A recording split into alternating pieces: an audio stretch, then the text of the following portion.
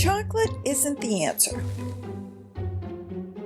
Would you mind repeating the question? Hello, this is Pat Coakley. Pod Snacks, Art of the Diet monthly podcast that attempts to discuss the one question that I've had for 10 years. How do I maintain a significant weight loss? I've managed to do it,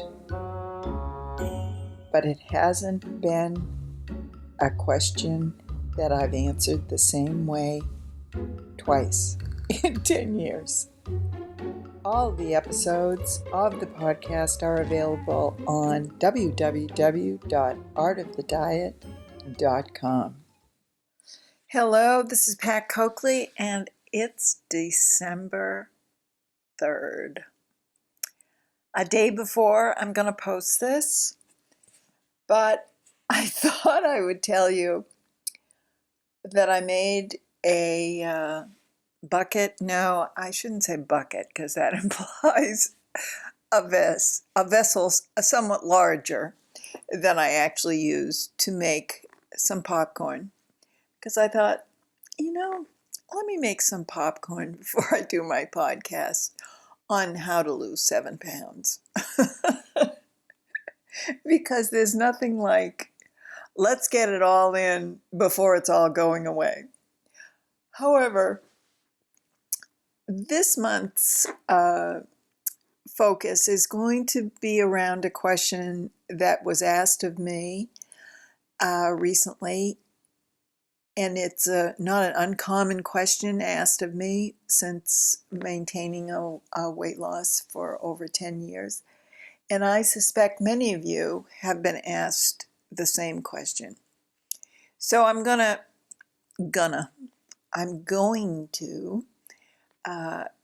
give you the question, and then I'm going to give you the answer that I gave. And then I'm going to tell you why I'm going to try to take my own advice to implement it. Okay, so the question asked of me by someone I know well is, I want to lose some weight, but I don't want to do all the extreme regimens that most diets require. I'm looking to do something that I can live with and not some crazy system. Now, this is a girl who knows spas and knows regimes and knows the ins and outs of food with respect to her. She's not a newcomer or a beginner. And but she has arrived at a spot that we all are in at various times where we have to begin again, and we don't feel like doing what has worked in the past because it seems to be demanding an amount of commitment or amount of thought or amount of life disruption that we're just not capable of at the moment. So anyway, she wanted my counsel on what I thought she might look into. So I'm going to read you what my response was. And that is that she had put in her email about what the most effective diet would be that would be part of my recommendation. And I said to her, if I knew that, I'd be a gazillionaire. All I know is losing weight can happen with a variety of national as well as specialty programs. Weight Watcher, Paleo, Keto, Noom, online programs, meeting programs. But keeping the weight off is the real challenge. We get tired of whatever program helped us lose the initial weight, and fatigue sets in when contemplating learning a whole different program. I so understand not wanting to spend lots of time figuring out new programs. So here's my Lucy 5 cents. Begin by adding a couple of behaviors, not foods, but behaviors to your daily routines. Weigh yourself every day. Make it non-negotiable. Every day, whether you want to or not, and write it down. Just having it be registered online or digitally is not as effective, to me, as writing it down in a little notebook that I keep in the bathroom.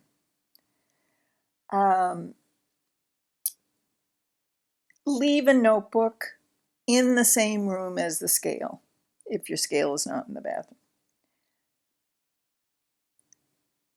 If you want to have a buddy or someone who you're going to do this with, email one another every day, whether the number was up or down, or stayed the same. Again, awareness is the goal, not necessarily whether you have gained or lost.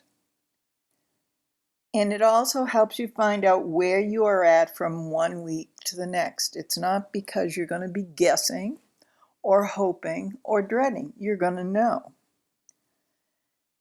And in my world, ironically, it takes the pressure off to lose weight. I just find out what my body is doing week to week. And the irony seems to be that even if the food groups remain the same, I seem to monitor far better what I eat when I weigh myself every day. So I unconsciously seem to do a little more portion control, do a little less of trigger foods, whatever. That's my psyche, may not be yours, but I do recommend that you daily weigh yourself and know where you're at.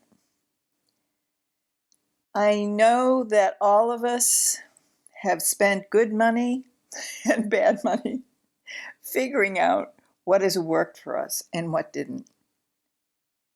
And I suspect most of us at this point know what foods to avoid as much as possible and what foods to increase as much as possible.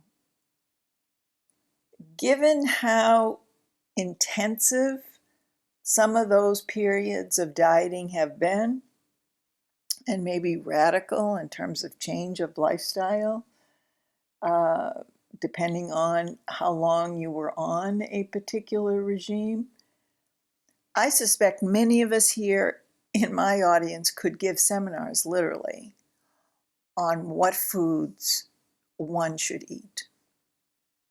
The trick is, rather than starting some whole new radical program, just pick one particular truth that you know about yourself and you know about yourself in relationship to food. And for the next week, implement that one truth. Now, in my case, and in many of yours, I have eliminated certain food groups entirely from past regimes. Grains I gave up for months. Sugars I gave up for months. I don't recommend that type of wholesale giving up food groups unless you really want to try it. But what I do know about myself is that I find it easier to maintain a healthy regimen if I eliminate quantities of grain and quantities of sugar. So my recommendation would be target in on one particular food that you know you could do without, but don't want to do without entirely. And just cut down on how much you have that in one day. For example, if sugar is one of the things, decide where you're going to get your sugar from. Is it going to be from a glass of wine? Or is it going to be from ice cream? Or is it going to be from a cookie? Decide what it's going to be for that day and stick to it. If it's bread, just have one portion at breakfast or lunch or as a snack. Pick one particular food that you know is a trigger food for you, but you don't want to eliminate it entirely. So just restrict how often you have it in a day. To me, balance is the thing that has the longer term effects, but it's hard to do with trigger foods. So for me, I have found allowing them in is good psychologically, and sometimes even physically. I just feel better having some grains. But on a limited basis, for my overall physical well-being and easier to manage hunger and appetite. For example, sometimes I buy a small snack bag of Cheez-Its and not a box of Cheez-Its. If the box is in the house, you know what's going to happen, or at least I know what's going to happen.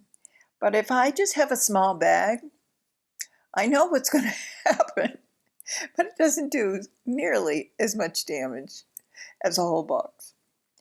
So, and P.S., I don't mean buying the box of snack portions so that you have 24 snack portions in the house. No, I'm not talking about that. One snack bag in the house at a time, and sometimes in the winter I even put that in the garage, so I have to put on my coat and boots in order to go out and get it. So this is hearkening back to last week's or last month's Hide the Marshmallow diet, but it really does help me to have it out of access as well as sight. So my basic recommendation to my friend is don't approach it as a whole new system.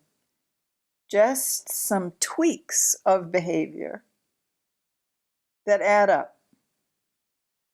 And in the long run, when willpower runs out of gas, as we all know it does on these strict regimens, habits of our behavior can prop us up.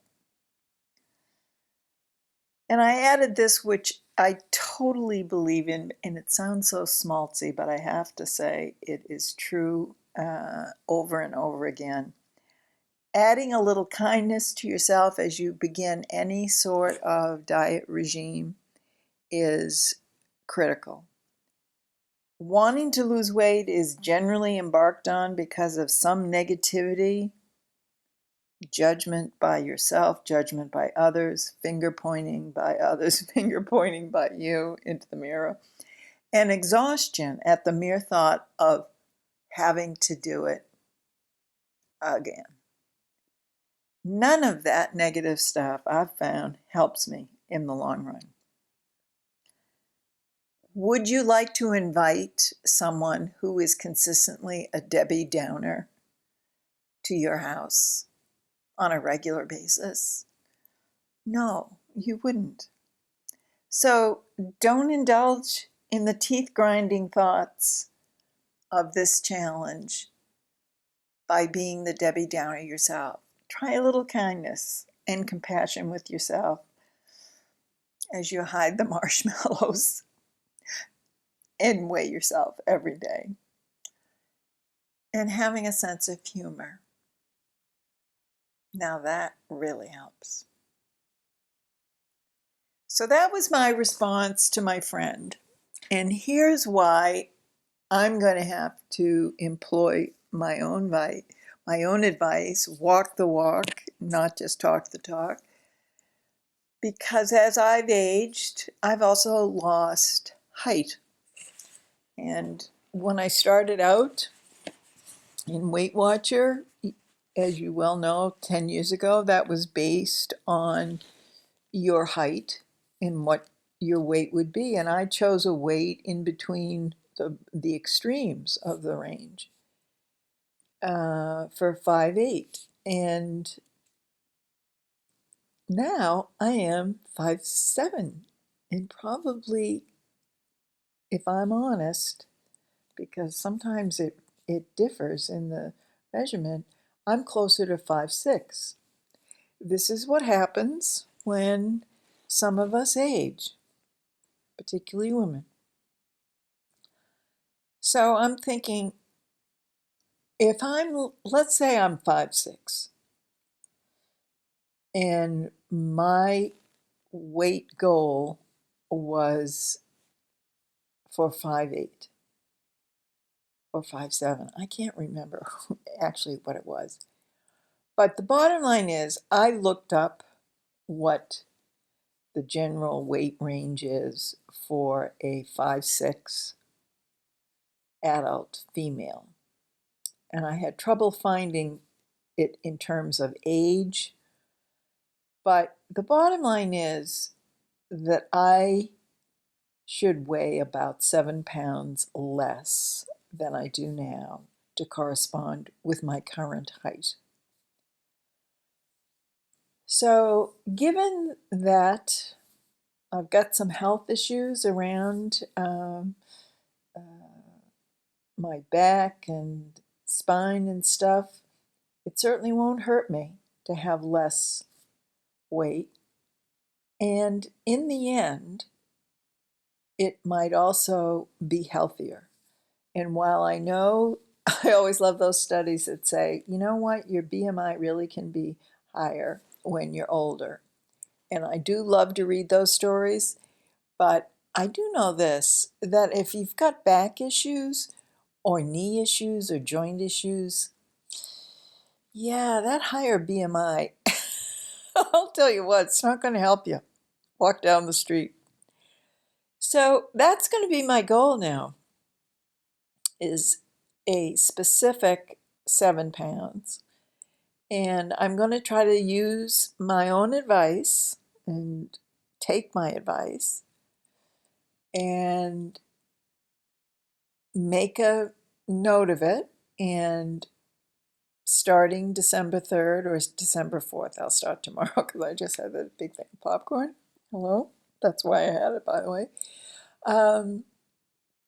Because popcorn is a trigger food for me. And P.S. what I'll also do, since I pop my own, I don't do microwave, I do the kernels, I am going to throw out the remaining kernels that are in this jar after I finish this. Because I know it'll be a whole lot easier not to pop popcorn if there's no popcorn in the house to be popped. So that's what I'm going to do, and I'll report back in January how this quest is going, and trying to realign my height with my weight. And honest to God, just never thought that I'd be 2 inches shorter without doing anything.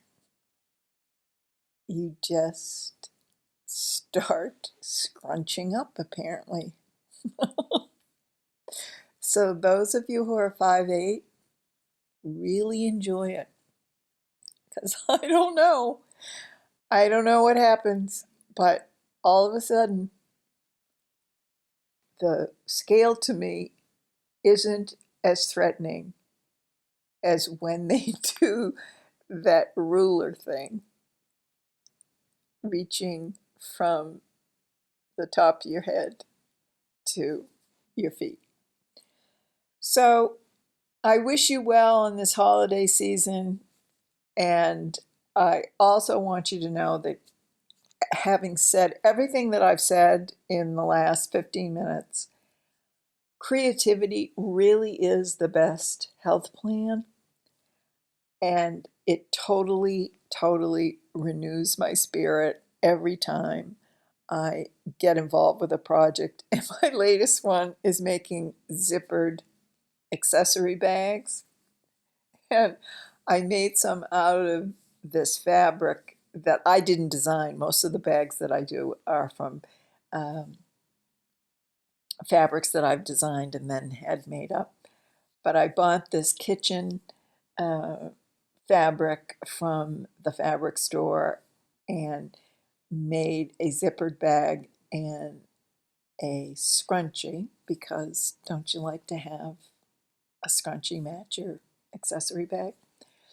And so I'm going to include a photo of that just to show you that honestly, if I had to weigh the importance of the weigh yourself every day and just picking out one food group and controlling it versus creativity every day, I'd say the creativity every day is the most important, and the other stuff is number two. All right, wish you well. Over and out for 2019.